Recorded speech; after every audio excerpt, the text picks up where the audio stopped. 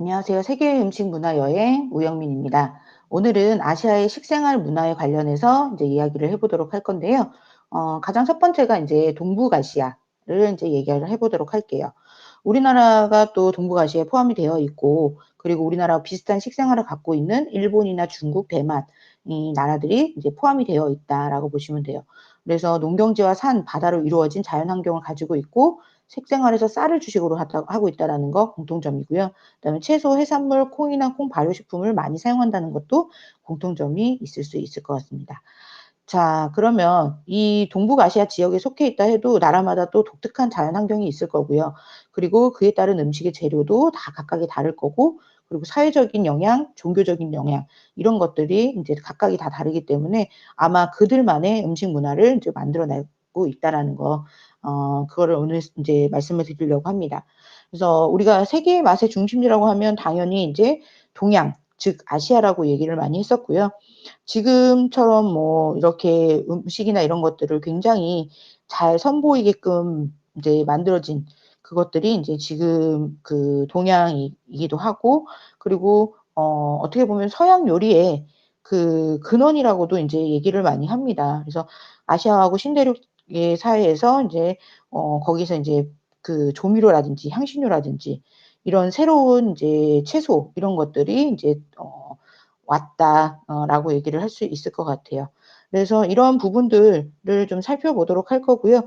중국과 일본, 그리고 자연, 사회적 환경, 음식 문화의 특징, 이런 부분들에 대해서 우리가 이제 얘기를 좀 해보도록 할 거고요.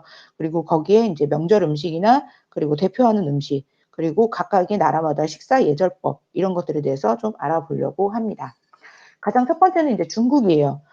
중국이라고 하면 이제 중국이라는 나라 자체는 땅덩어리가 굉장히 커요. 그래서 크게는 네 군데로 나뉠 수가 있죠. 동북, 서부, 서남, 동남 이런 식으로 해서 크게 네 군데로 이제 나누는데 얘네들이 이제 지역적인 기후라든지 그리고 또 그 날씨 이런 것들 그 토양이라든지 이런 것들이 굉장히 많이 다르거든요.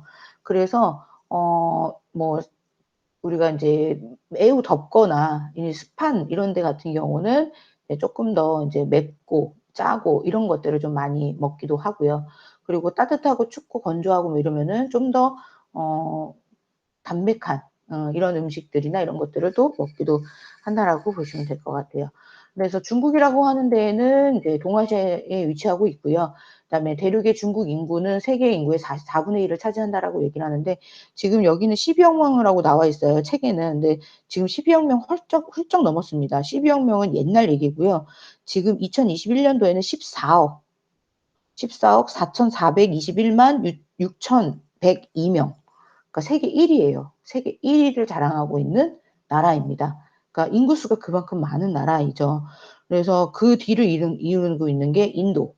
네, 인도 같은 경우도 예전에는 인도 사람들이 제일 많았다고 얘기했었거든요. 근데 지금은 아니에요. 지금은 중국 사람들이 제일 많아요. 제일 많고, 그리고 이제 3위가 미국인데 그 인도까지는 12억 인구가 있어요. 근데 미국 이제 3위부터는 훅 떨어집니다. 3억. 그러니까 갭 차이가 어마어마하게 나죠. 그래서 그렇게 이제 보실 수 있고 우리나라 같은 경우는 2021년 지금 한 해에서는 28위. 예, 그래서 5,182만 1,669명. 예, 너무 인구수는 작죠. 작은데도 강국이죠. 예. 그래서 그런 그 인구수가 굉장히 어마어마한 나라로 이제 알려져 있는 게 중국이고요. 그리고 소수민족이 한 56개의 소수민족이 있다라고 얘기를 하고 그거에 따라서도 또 중국 문화들이나 이런 것들이 형성되어 있다라고 얘기를 합니다. 그리고 지형적으로는 세계에서 가장 높은 산을 비롯해서 우리가 뭐 남쪽이 열대성 기후, 북쪽이 고산지대, 그리고 뭐 황하라든지 양자강 같은 빈번한 범람하는 그 거대한 강을 끼고 있는 그런 형태로 이루어져 있다라고 얘기를 해요. 그리고 자연환경 같은 경우도 굉장히 다양하게 있기 때문에 여러 민족들이 이제 모여서 사는 그런 그 문화들을 이제 가지고 있고요. 그리고 뭐 중국 역사나 이런 것들은 굉장히 오래됐잖아요.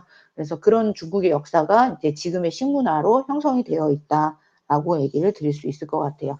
그래서 중국의 거대한 대륙 5개 지역은 이제 북부지방, 북동지방, 중부지역, 그다음에 남부지역 이렇게 이제 크게 4개로 이제 나눴다가 이제 티벳 지역까지 해서 5개로 이제 지역으로 나눌 수 있다라고 얘기를 드려요.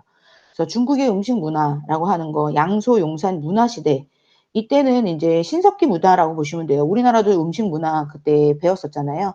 똑같아요. 신석기 문화이기 때문에 경작 생활을 했고 그다음에 거기에 인제 뭐 수수나 조, 채소 이런 것들을 했던 시대이기도 하고요.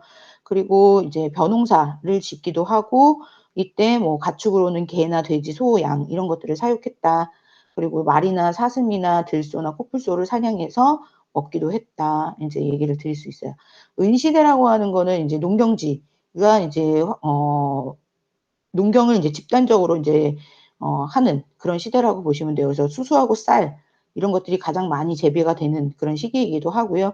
그리고 가축으로는 뭐 개나 소 이런 것들을 인제 길러지고 이런 것들 자체가 우리가 농경 다음으로 그 경제 수단 그러니까 이동 수단 이런 식으로 인제 이루어졌다라고 보시면 돼요. 그다음에 주시대라고 하는 게 주시대와 전환시대라고 있는데요. 이때가 인제 철의 발견으로 호미라든지 낫이라든지 철제 농기구를 인제 본격화적으로 이제 사용하게 되는 그런 시대라고 보시면 돼요. 그래서 이때 인제 아무래도 이런 기구들 도구들이 사용이 되다 보니까 농업이나 이런 것들이 발전이 굉장히 많이 되겠죠. 그래서 그런 농업 발전에 농업 생산에 굉장히 큰 이바지를 한 그런 시대라고 보시면 돼요. 그리고 식생활 음식에서 종류가 굉장히 많이 늘어나고 외국에서부터 인제 파마늘, 참깨, 포도 이런 것들이 들어오기도 하고요. 그다음에 밑에 지방에서는 가지나 토란이나 이런 것들이 인제 들어왔다라고 얘기를 해요. 그래서 식생활의 주식과 부식이 굉장히 인제 또 잘 이루어지게 되는 시기이기도 합니다. 그리고 후한 시대라고 해서 중농 정책이나 이런 것들이 인제 실시가 되면서 농업 생산이 현저하게 인제 증가하게 되고 그다음에 벼의 재배가 크게 늘게 되면서 직화법과 이식법이 인제 도입이 됐다라고 얘기를 드려요. 그래서 이때 인제 농업과 음식의 가장 큰 성과를 이루는 시대이기도 하고요. 술과 식초, 장, 누룩 이런 제법이나 이런 것들이 구체적으로 기록되어 있는 시대가 후한 시대라고 보시면 돼요. 그래서 그런 시대가 있고 그다음에 수와 당 시대. 이 수 시대 같은 경우는 인구가 급속도로 인제 증가하게 되고 경제적으로 굉장히 크게 발전이 되는 시대이기도 합니다. 그래서 뭐 남쪽과 북쪽의 교류가 굉장히 활발하게 이루어지는 시대이기도 하고요. 그리고 뭐 벼농사나 이런 것들도 굉장히 인제 발달이 되고 그리고 또 이 농법이나 이런 것들이 개량이 잘 되기 시작하면서 2 년에 이제 3 모작, 4년 3 년에 뭐 4 모작 이런 식으로 해서 굉장히 많은 그 곡물들이나 이런 것들을 이제 재배하기도 하고 그다음에 다른 종류의 곡물들을 또 재배하기도 하고 이런 식으로 이제 많이 발전이 되는 시기라고 보시면 될 것 같아요. 그다음에 송시대라고 하는 거. 송시대는 인제 개발이 굉장히 인제 국가적으로 많이 발전이 되는 시기이기도 하고요. 그리고 이때가 인제 소동파라는 사람이 나타나기 시작합니다. 그래서 여러 가지 인제 식품에 대해서 소개를 굉장히 많이 해요. 그래서 우리가 동파육이라고 혹시 들어보셨어요, 여러분들? 돼지고기 우리나라 뭐 어떻게 보면 보쌈하고 족발 약간 그런 식으로 보쌈식으로 하는 중국식 돼지고기 덩어리 돼지고기를 만들어서 먹는 건데 이걸 그냥 먹어도 맛있고 밥에다가 이렇게 먹으면 되게 부드럽게 맛있게 먹을 수 있는 그 음식이거든요. 그걸 소동파가 만든 음식이에요.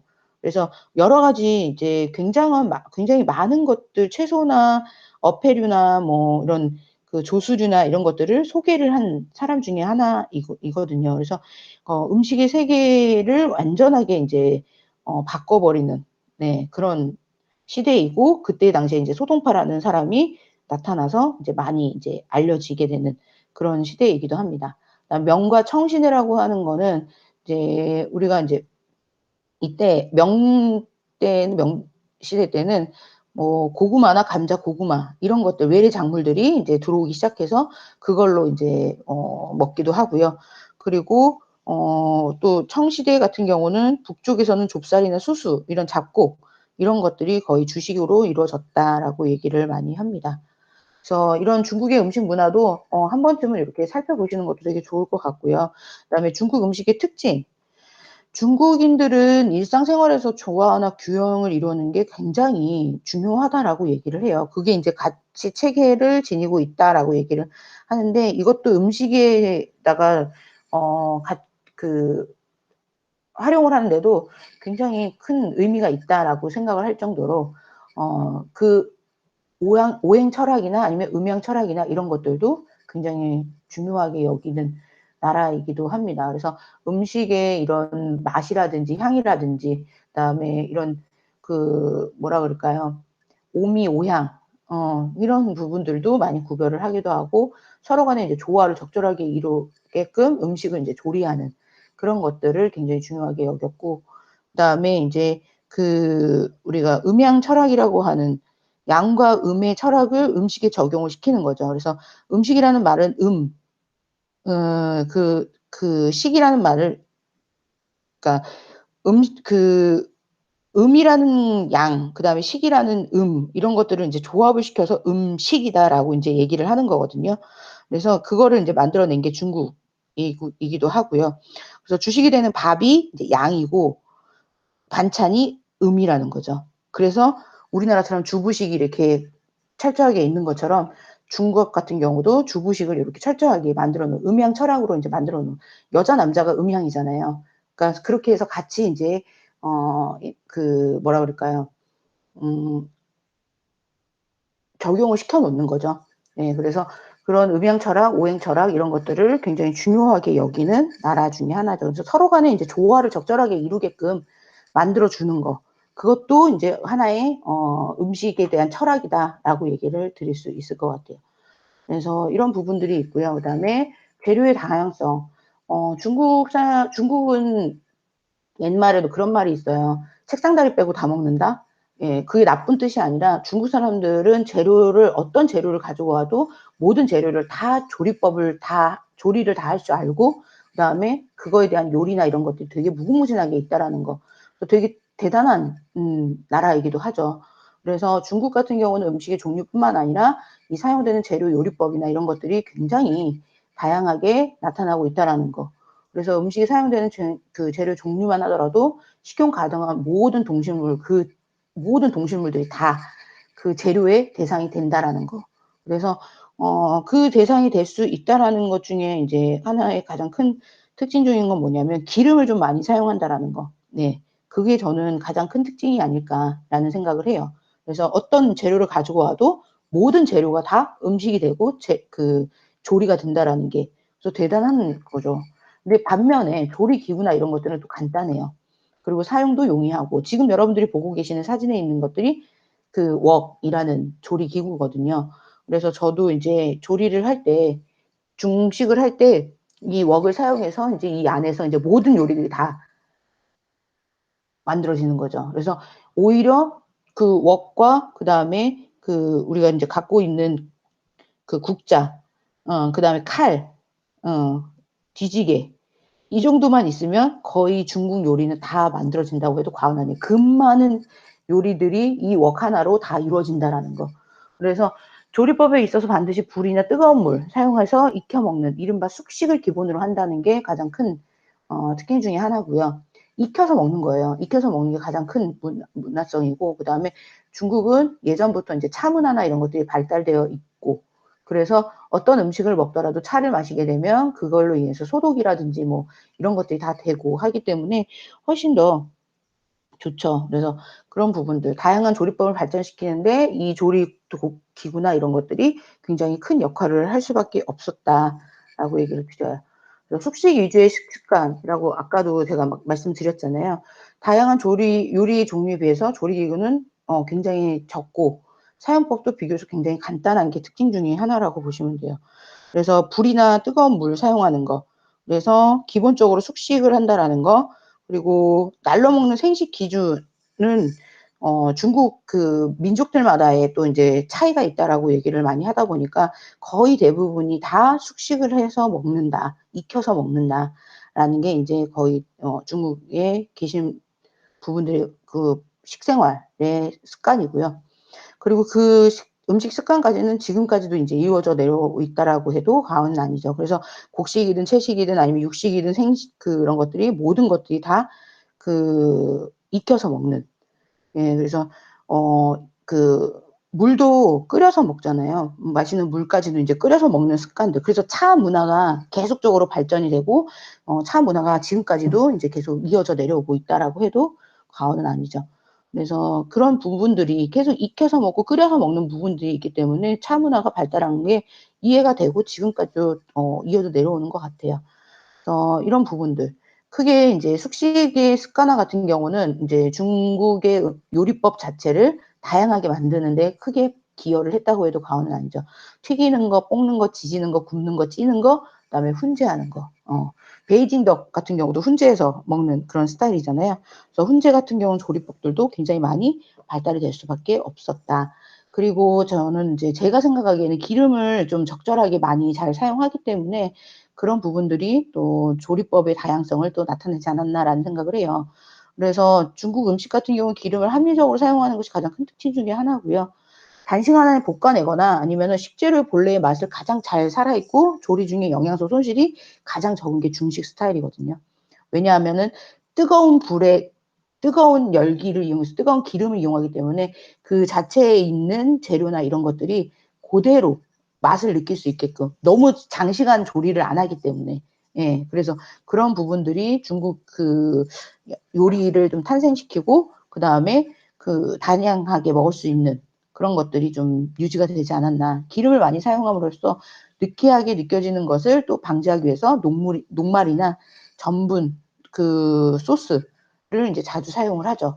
그래서 우리가 그냥 먹는 게 아니라 튀겨진 것 같은, 우리가 예를 들면 이제 탕수육이나 이런 것들 보면은 튀겨 놓잖아요. 고기를 튀겨 놓고 탕수육 소스를 또 같이 곁들여서 먹기 때문에 별로 그렇게 막 느끼하게 뭐 많이 먹으면 물론 느끼하겠지만 먹을 때 뭐 '느끼하다.' 이런 거보다는 좀 더 상콤한 소스가 같이 있으니까 훨씬 더 맛있게 많이 먹을 수 있다라는 거. 그래서 그런 부분들이 굉장히 잘 조화를 이루게끔 만들어 주는 것 같아요. 저는 개인적으로 중국 음식 되게 좋아하거든요. 예. 그래서 그런 부분들이 있고 그다음에 기름을 사용할 때는 튀김의 경우는 2번 정도 튀기는 거. 여러분들 튀김 요리하실 때 1번 튀기는 거보다는 2번 정도 튀겨 줘야 바삭바삭한 게 더 맛있게 느껴지거든요. 그래서 여러분들 거기 뭐 우리나라 같은 경우도 마찬가지예요. 떡볶이집 가시게 되면은 튀김 다 첫 번째 다 애벌로 다 튀겨 가지고 앞에 쫙 깔아 놓잖아요. 그다음에 "뭘 먹겠다."라고 내가 이렇게 하면 거기서 인제 1번 정도 더 튀겨 주고, 그래서 그걸 더 바삭바삭하게 먹을 수 있게끔. 그래서 중국 요리 같은 경우 튀김의 경우 2번 정도 튀기는 게 가장 맛있게 튀기는 방법 중에 하나이고요. 그리고 거의 대부분이 인제 탕수육도 마찬가지. 1번 튀겨서 나가는 집 거의 없어요. 다 거의 대부분 다 2번 정도 튀겨서 나가거든요. 그리고 우리 볶음의 경우 같은 경우는 다 최단 시간으로 냄비에 인제 그 아까 웍에다가 굉장히 센 불을 올려 놓고, 그리고 그다음에 이제 기름을 넣은 다음에 한 200 도씨 정도 되는 그 안에 열기로 이용해 가지고 짧은 시간 안에 재료를 넣고 인제 볶아내는 거죠. 그래서 최소한의 인제 영양소 파괴도 덜 되고 채소에 있는 이런 흐물흐물해지는 이런 것들도 딱 줄여 주는, 그래서 그런 부분들을 굉장히 잘하는 그런 나라 중에 하나이기도 해서 볶음의 경우는 최단 시간으로 하는 거, 그게 가장 큰 맛의 비결이 또 아닐까라는 생각을 하고요. 그다음에 기름에 파마늘, 생강, 향신료를 사용하는 것도 특징 중에 하나예요. 여러분들 인제 백종원 대표가 인제 나와 가지고 막 마늘 뭐 이런 것들 써 가지고 파기름 내고 막 이랬었잖아요.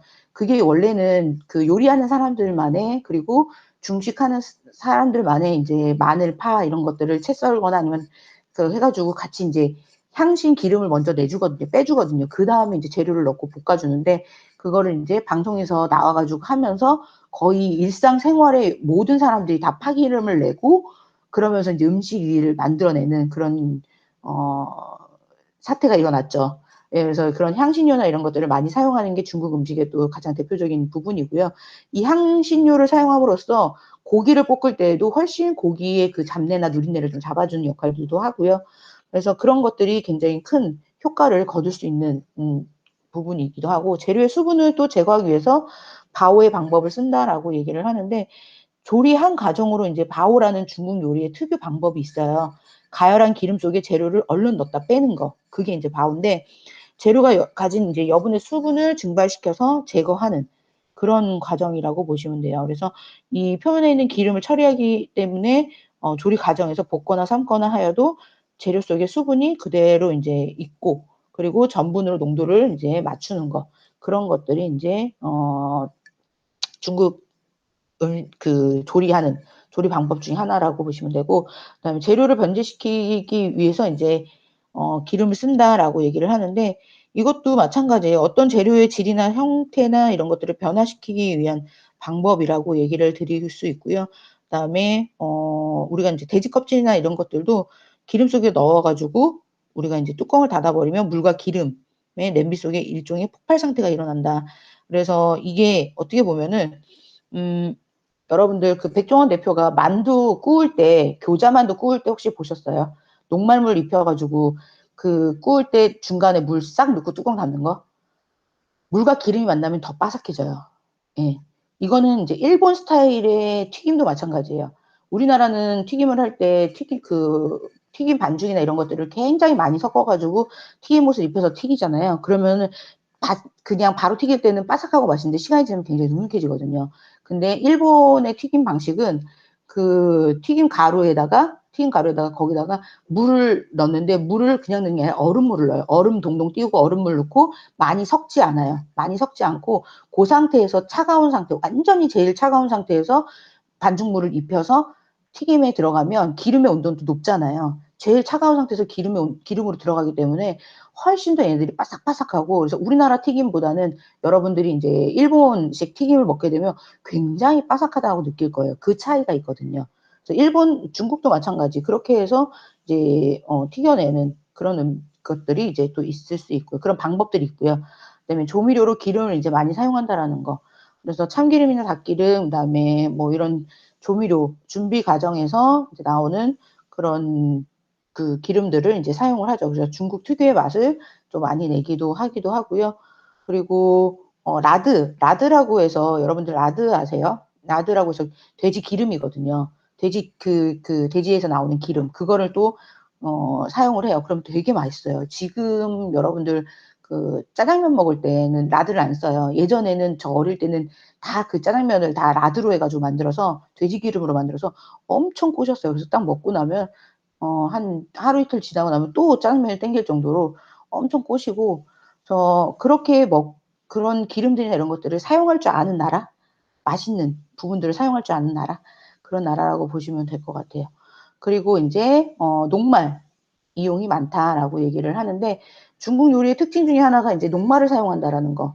그래서 지금 보시게 되면 뭐 감자 전분, 뭐 옥수수 전분, 뭐 이런 것들이 많이, 고구마 전분 이런 것들이 많이 있는데, 거의 대부분이 이제 감자 전분으로 많이 하고요. 옥수수 전분 같은 경우는 우리나라에서 떡을 할 때 많이 이제 사용한다라는 거. 그래서 음식이 다 먹기 전에까지도 이제 얘네들이 식지 않게끔, 그리고 물과 기름이 분리되지 않게끔. 왜냐하면은 이 채소를 좀 유산슬이나 이런 것들도 이제 볶게 되면 이 채소 안에 수분이 엄청 많이 빠지거든요. 근데 그 수분을 이 소스하고 얘네들이 분리되지 않게 하나로 이제 응집해 주는 역할을 하는 게 녹말가루, 전분가루라는 거죠. 그래서 거의 대부분이 이런 전분가루를 이용해서 많이 사용해요. 여러분들이 많이 먹었던 짜장면도 마찬가지고, 탕수육 소스도 마찬가지 전분가루 들어가 있는 거고, 요런 이제 뭐 유산슬이나 뭐 이런 것들, 난자완슬 만드는 소스 이런 것들도 다 중식에는 거의 대부분 전분가루를 많이 사용해서 이제 한다라고 보시면 될 것 같아요.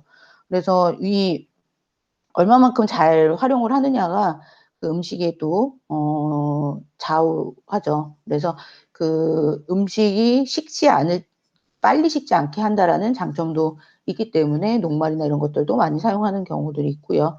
그리고 서양 같은 경우는 어떻게 보면은 스프나 이런 것들, 서양 같은 경우도 스프 먹으면 되게 좀 걸쭉하잖아요. 그런 느낌으로 이제 생각하시면 좋을 것 같아요. 그리고 이제 중국에 이제 찜 요리가 많다. 다른 나라에 비해서 중국 요리는 찌는 방법을 많이 사용하기 때문에 이런 딤섬이나 이런 것들도 종류 되게 많잖아요. 그것들이 다 이제 찌는 요리들을 이제 많이 사용을 하죠. 그래서 재료의 모양이나 아니면은 본래의 맛 이런 것들을 이제 파괴하지 않고 그대로의 그 본연의 맛, 담백한 맛을 그대로 느낄 수 있게끔 하는 그런 요리들이 인제 많이 인제 있기 때문에 찜 요리나 이런 것들도 굉장히 많다. 찐 것을 또 튀기거나 튀긴 것을 또 찌거나 이런 것들을 또 사용을 또 많이 하는 나라가 중국이에요. 그래서 이런 말린 그 건물류라고 하는데, 건물류라고 하는 게 목이버섯, 목이버섯 되게 마른 거 있죠. 목이버섯 또 뭐 표고버섯 이런 것들 말린 거를 물에 불려 가지고 또 음식으로도 많이 사용하기도 하고요. 그래서 이런 찜 요리나 이런 것들이 또 많이 있고, 그다음에 조미료와 향신료의 종류도 굉장히 풍부하다는 거. 중국 요리에 쓰이는 조미료, 향신료는 그 종류가 다양하게 쓰이는데 중국 요리의 특유의 맛을 내고 냄새도 제거하고 맛을 풍부하게 해 주는 특징을 가지고 있다라고 얘기를 해요. 그리고 외양이 풍요롭고 화려하다. 음식을 담는 모양도 그 그릇 자체에 수북히 담아서 그 음식을 굉장히 많이 그 진짜 모자라지 않을 정도의 음식으로 이제 대접을 한다. 그런 분위기로 이제 만들어내죠. 그래서 그렇게 해서 인제 인원수에 맞게끔 이제 조절해서 담아서 먹는 그런 형태로 되어 있다. 그다음에 음식과 보신. 중국 사람들도 마찬가지예요. "약으로 보신하는 것보다 음식으로 보신하는 게 좋다." 우리나라 약식 동원하고 비슷하게 그렇게 굉장히 먹는 거에 대한 그 음식에 대한 어 철저한 이런 사상이 있어요. 그러기 때문에 그 부분을 식생활 습관에도 나타나기도 하고요. 음식 요법이나 이런 것들도 이제 크게 인제 4 가지로 이제 나타나기도 합니다. 음식물로 약을 대신하는 방법. 그러니까 뭐 예를 들면은 인제 우리나라도 아까 말씀드린 것처럼 삼계탕에 인삼 넣고 막 이렇게 하는 것처럼 얘네들도 여기에 음식에 이제 배합을 하는 거죠. 그래서 몸을 보신한다. 몸을 인제 건강하게 만든다라는 그 의미로 뭐 돼지 내장에 인삼을 넣어서 같이 먹거나 이런 것들. 그래서 음식물로 약을 대신하는 방법, 그다음에 약용식품에 식품을 또 첨가하는 방법. 그래서 우리가 약용식품을 주재료로 하고 식품을 부재료로 사용하는 방법. 그래서 뭐 예를 들면은 이제 뭐 구기자를 주재료로 한다고 하면 거기에 인제 동물 내장이나 이런 것들을 보충을 해 가지고 식품에 이제 약용식품에 식품을 첨가하는 거죠. 그러니까 어떻게 보면은 건강한 이런 식품들 자체에다가 일반 식품을 넣어서 훨씬 더 건강하게 만들어 준다. 양기를 보충한다. 이런 식으로 만들어서 먹기도 하고, 그다음에 약용식품과 약용식품을 결합하는 거죠. 그래서 뭐 어떻게 보면은 그 제비꽃과 녹두 이런 것들을 배합시켜서 인제 섭취를 함으로써 그 열을 제거하고 해독 작용을 하는 그런 효과가 있다라고 합니다. 그래서 약용식품과 약용식품을 결합하는. 네. 그리고 식품과 식품을 배합해서 건강을 도모하는 그런 방법들도 있죠. 그래서 예를 들면은 뭐 오골계라든지 버섯이라든지 이런 것들을 한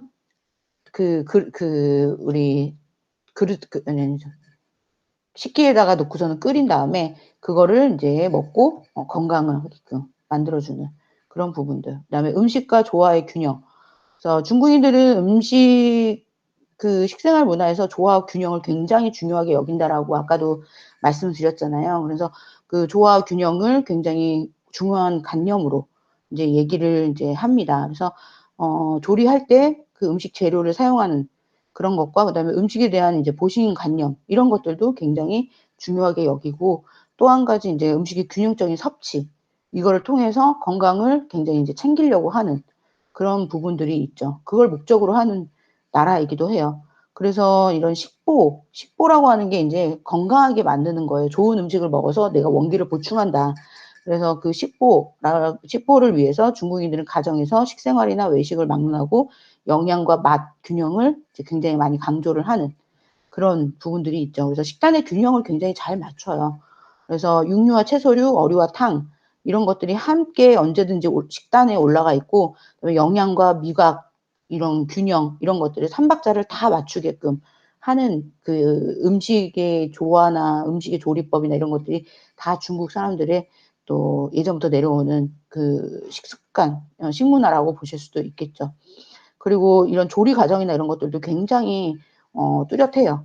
그래서 재료의 이제 특유한 맛과 향을 내기 위해서 한 가지 재료만을 가지고 조리하는 경우도 있는데 그거 말고 이제 해산물이나 육류나 채소나 이런 것들을 적어도 한두 가지는 섞어서 만들어내죠. 예, 그래서 그 중국 음식을 보시게 되면은 굉장히 그 재료나 이런 것들이 다양성을 눈으로 보실 수 있으실 거예요. 맛도 마찬가지고.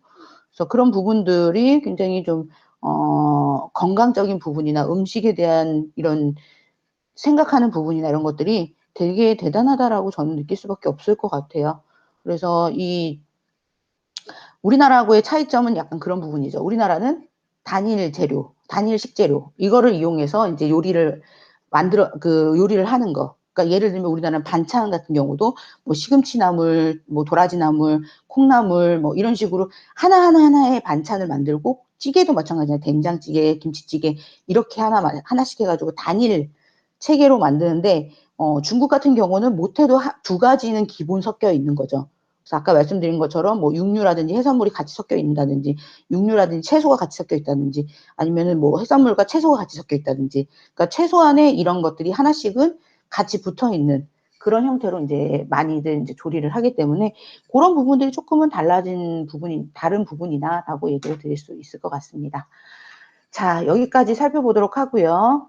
우리 다음 내용은 또 다음 시간에 제가 또 말씀을 좀 드리도록 할게요.